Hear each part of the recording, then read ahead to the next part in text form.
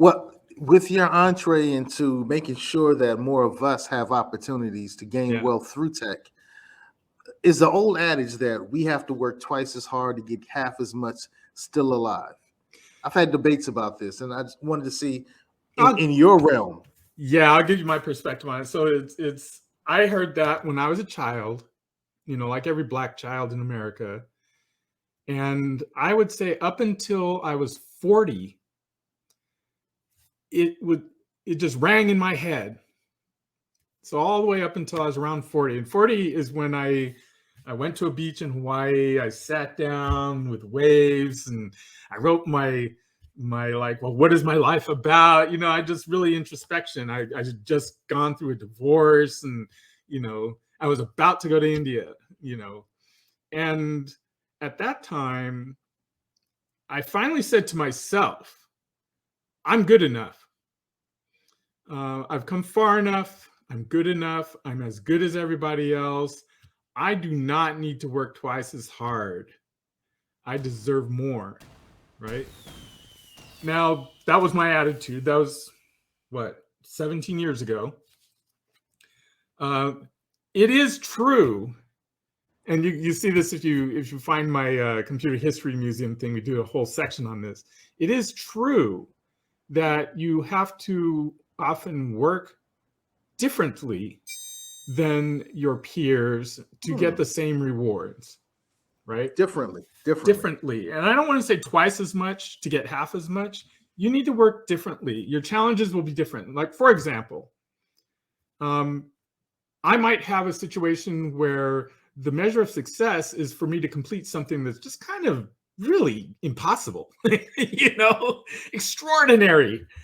And a peer of mine might just kind of stay in place, and do a regular workaday sort of thing. And they'll get the same reward that I will have gotten for working, the impossible job. It's not that it was hard; it was impossible. So it's like, why did I have to go that path to come back to this thing? Whereas all you had to do is kind of stay in place. Now, I'm not one to kind of play the race card, as it were, and say, well, it's because I was black. But what I do point out is, and it's true for anyone who's not in a majority culture in anything, it's not about black. It's about minority versus majority culture, right? Okay. When you're in the US, that so happens to mean white versus everybody else, right? When you're in Nigeria, it's black men versus black women. Ooh. Right? Black women, because everyone's black. So it's not a race thing. Okay. Males are the dominant culture. Women are the ones that they're trying to keep out. So that's why you notice in those pictures that you had there were cohorts of women in Africa. We hyper-index on women in Africa. If you go to India, it's tribals. You're discriminated against because of the tribe you're from, the caste you're from, the region you're from. So it's dominant culture versus less dominant culture, subculture, right?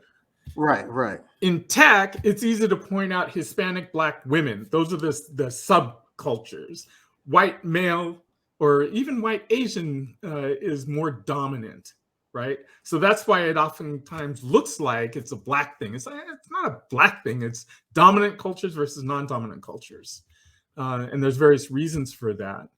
I'm in the non-dominant culture, so I've struggled, but I've lasted 24 years, which is quite an accomplishment considering how many persons we've had.